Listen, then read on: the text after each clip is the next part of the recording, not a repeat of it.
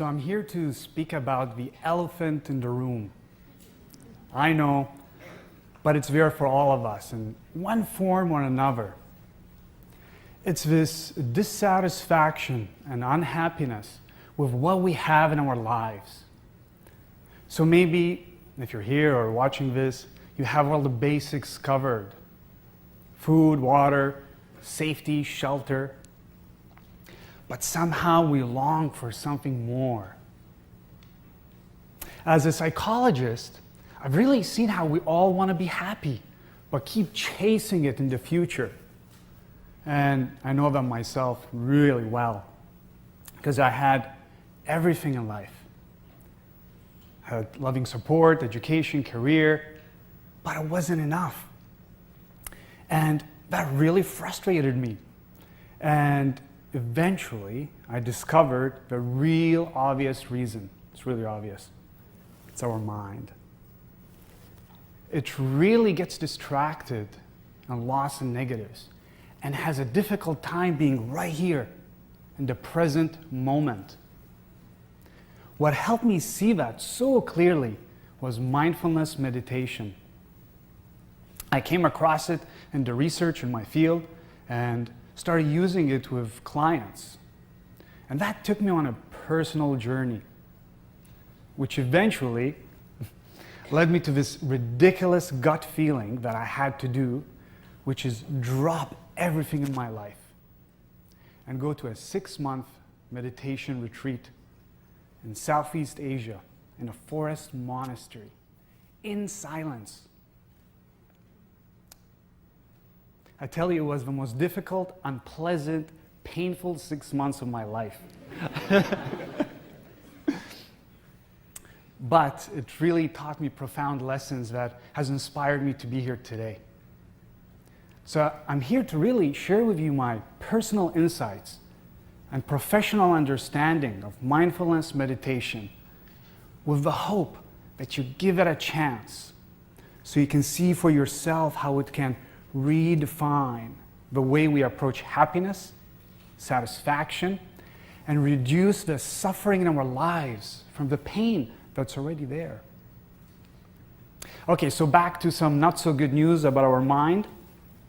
It has the tendency for a negativity bias, or evolutionary psychologists refer to it as a survival mechanism. So if there's a bunny in the bushes, and there are sounds, our mind is ready with a stress response for a fight or flight response. I did it backwards, actually.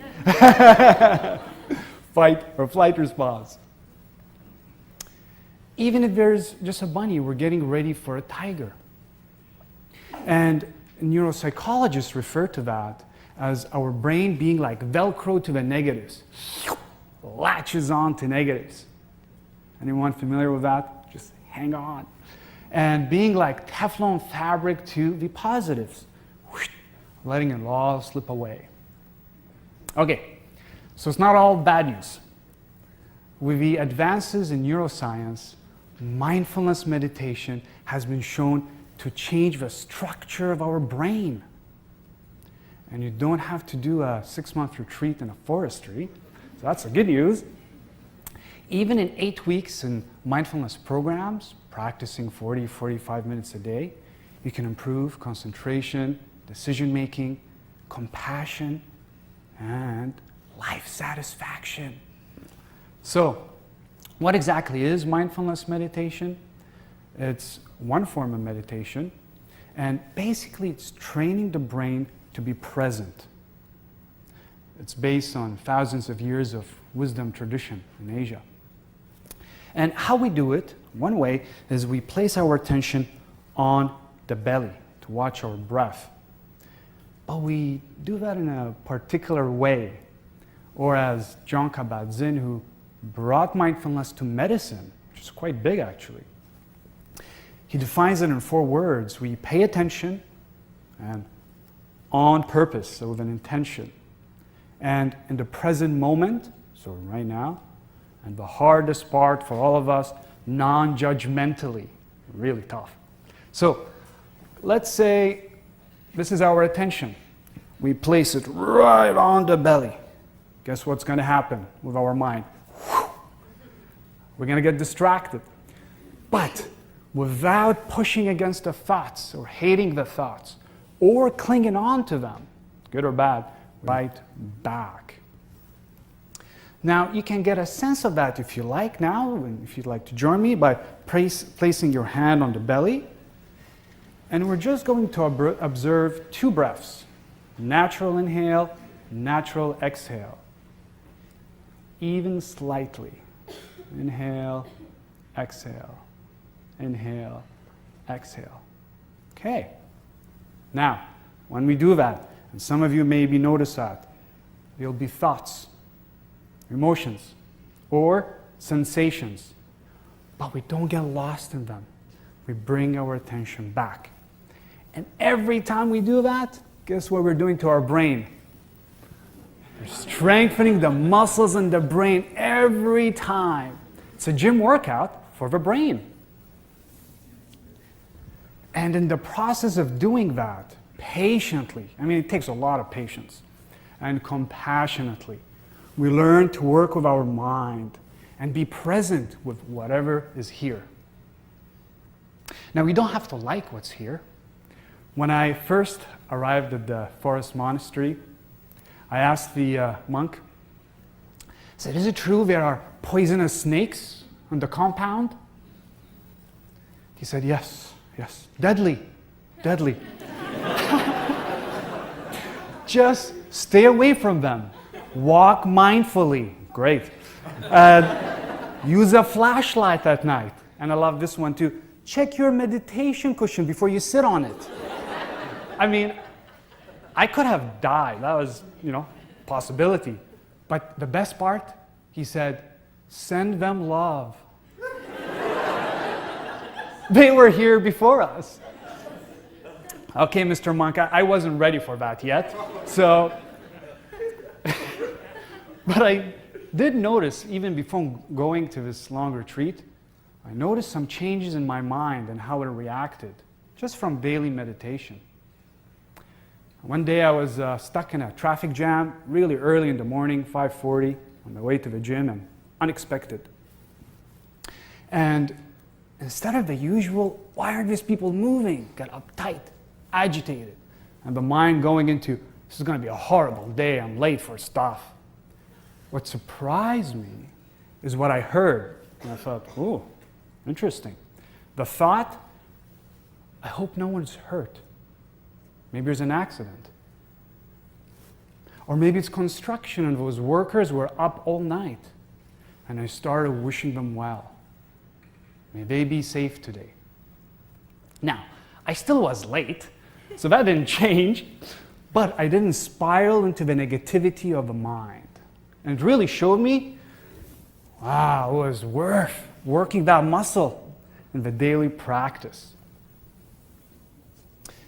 So let's put together what I shared so far with a little illustration. Imagine this is pain. It could be anything. Let's just say stomach pain. Signals travel to the brain. If you imagine this is our brain, our mind, when relatively calm, we have now a signal of pain. But it doesn't stop there. We're not usually loving to it. We hate it. And we get agitated and wish it wasn't there. And then what we do, we let negativity leak the rest of our mind. Why me? Why is this happening? And then we stir it all up with negativity. What kind of horrible thing this is? We worry.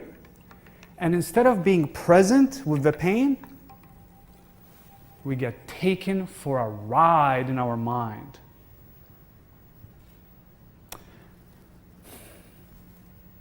I know that really well because I experienced that deeply at this forest retreat. You see, the honeymoon phase of, I'm following my dream, meditating for so long. That ended after the first night.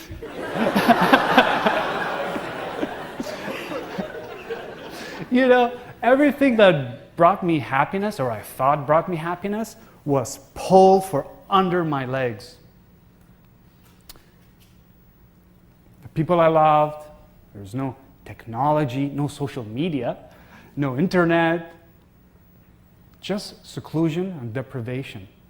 And it was a wake-up call in the morning, 3 a.m. every day. But it wasn't this nice chime of ding. Good morning, Kasim. No, it wasn't that. It was boom, boom, boom. Every morning startled me, which would begin our 13, 14 hours of daily meditation in the heat with the lovely insects, scorpions.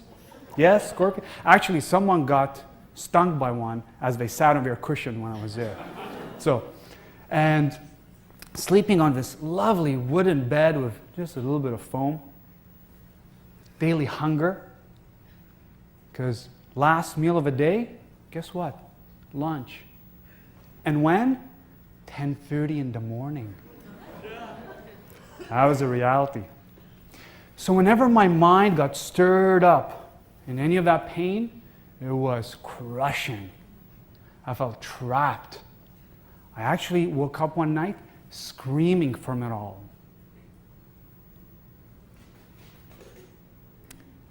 And really saw how when we begin to fight and resist our reality, it gets worse. Things began to change for me when I just started to look at pain as pain. And so clearly that it was my mind that was creating the suffering, which is optional. Wow. All I have to do is just be in this moment. And mindfulness showed me we can be in the eye of the storm. Watch it all pass, moment by moment. And there is such freedom in trusting impermanence in that way. And then, really holding our pain with great compassion. Because it's painful already. You don't need to hate it more. Just be with it.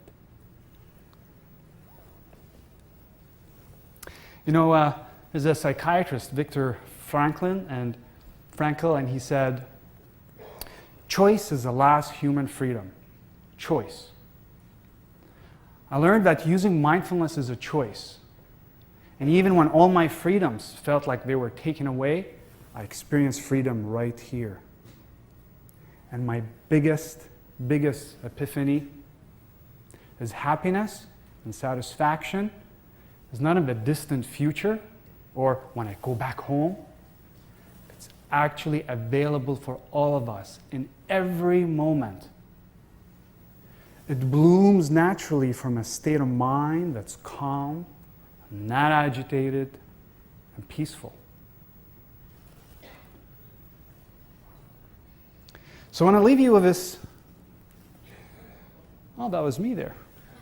I want to leave you with this acronym that captures some of my learnings, and I hope you use it when you find yourself lost in any kind of suffering. And it's lost. The first letter, L. Just know you are lost in suffering and thoughts. Come back to the present moment. O. Offer loving kindness. You don't have to like the pain. Just hold it with compassion. See and smile. See pain as pain, or joy as joy, without the added agitation of the mind. And smile, knowing you just did that. And T for take a deep breath. Knowing you are not alone, we are all dealing with the condition of the mind. So I invite you to join me in taking a deep breath into the nose. And exhale.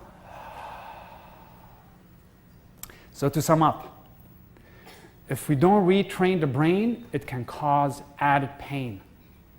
And the training can begin with mindfulness meditation. It's not a quick fix. with magical results, nor is it going to make us immune to the challenges in life. But imagine if half of us created a daily meditation practice to be more present in life with the good and the bad, offer more compassion, and feel more moments of satisfaction and happiness, and let that bloom naturally from a state of mind that's more peaceful. That's a recipe for a positive change. And it can start with you. Thank you.